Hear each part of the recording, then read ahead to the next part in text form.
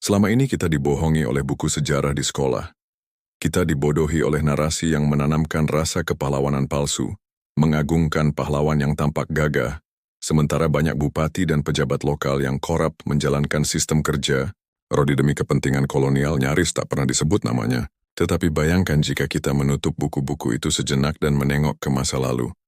Menempatkan diri kita di tengah desa-desa kecil di Nusantara, merasakan hujan rintik jatuh di atap jerami rumah-rumah petani, merasakan aroma tanah basah bercampur, bau rempah yang dulu menjadi kebanggaan negeri ini, namun kini hanya menjadi komoditas yang dicuri oleh tangan-tangan asing. Kamu adalah seorang petani yang menanam lada dan cengkeh. Setiap butir rempah yang kamu tanam, setiap tetes keringat yang menetes dari dahimu, harus kamu serahkan kepada pejabat kolonial melalui surat perintah yang dingin dan tak berperasaan. Mereka menyebutnya kemajuan perdagangan. Tetapi kamu tahu kenyataannya. Semua itu demi mengisi kantong kolonial. Anak-anakmu ikut bekerja karena sekolah tidak tersedia bagi rakyat jelata. Setiap hari adalah kerja keras tanpa henti. Setiap senyum harus dibayar dengan peluh dan darah. Rasa lapar dan lelah menjadi teman sejati. Dan ketika malam tiba, kamu masih harus memastikan panen yang tersisa cukup untuk menghidupi keluarga. Di desa tetangga, bupati yang seharusnya melindungi rakyat justru menjadi kaki tangan kolonial. Mereka menandatangani kontrak rahasia, menukar tanah dan hasil bumi demi kemewahan pribadi. Sejarah resmi jarang menuliskan nama mereka sebagai pengkhianat, karena buku-buku mengagungkan pahlawan dan melupakan mereka yang menjual rakyat demi keuntungan pribadi. Bayangkan duduk di meja bupati. Lilin menyala redup di sudut ruangan, kertas kontrak terbentang di hadapanmu, tangan gemetar menandatangani, sementara di luar jendela rakyat menderita dalam diam, bekerja tanpa henti untuk hasil bumi yang tidak lagi menjadi milik mereka. Di perkebunan kopi dan rempah, kerja rodi menjadi hukum tak tertulis. Rakyat dipaksa bekerja dari pagi hingga gelap tanpa upah yang layak. Yang menolak akan menghadapi hukuman brutal, cambuk, penjara, atau kerja tambahan yang lebih melelahkan. Kapal-kapal besar berlabuh di pelabuhan membawa hasil bumi, meninggalkan kota dengan kemiskinan, kelaparan, dan penyakit. Setiap gelombang yang menyapu pantai seakan membawa jeritan rakyat yang tak terdengar. Setiap tumpukan lada yang diangkut kapal mengandung cerita penderitaan yang tidak pernah dicatat sejarah.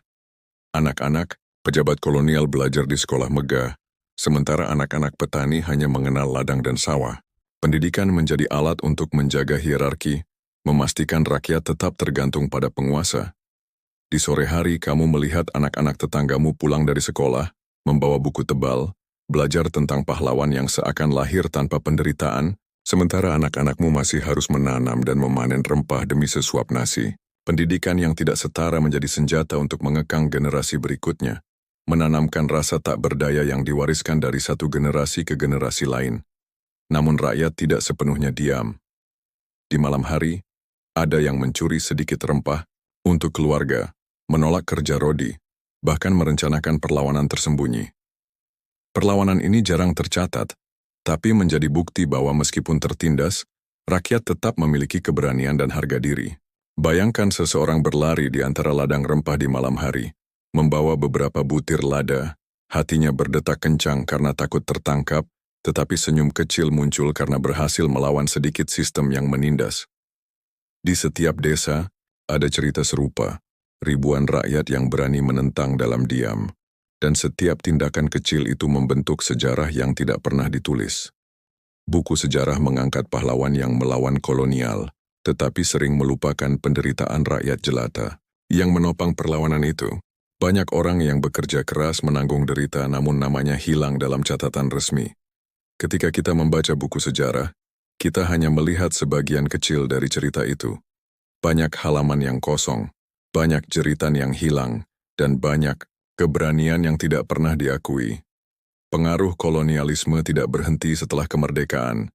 Sistem korupsi, ketimpangan ekonomi, dan eksploitasi sumber daya masih terasa hingga sekarang. Gedung-gedung megah di kota besar, jalan-jalan yang rapi, dan sistem pemerintahan yang tertata rapi sering menutupi bayangan masa lalu. Di balik itu masih ada rakyat yang berjuang, masih ada ketimpangan yang mengakar, masih ada ingatan pahit dari sistem kerja rodi dan pengkhianatan yang diwariskan dari generasi ke generasi. Tutup matamu sejenak. Bayangkan aroma rempah. Dengar jeritan rakyat yang tidak terdengar. Rasakan jerih payah mereka yang tidak pernah dicatat sejarah. Ini adalah sejarah yang nyata. Sejarah yang tidak tertulis di buku sekolah. Sejarah yang seharusnya kita kenang bukan hanya tentang pahlawan yang gagah, tetapi tentang rakyat yang bekerja keras dalam bayang-bayang penjajahan, pengkhianatan, dan ketidakadilan yang berlangsung selama berabad-abad.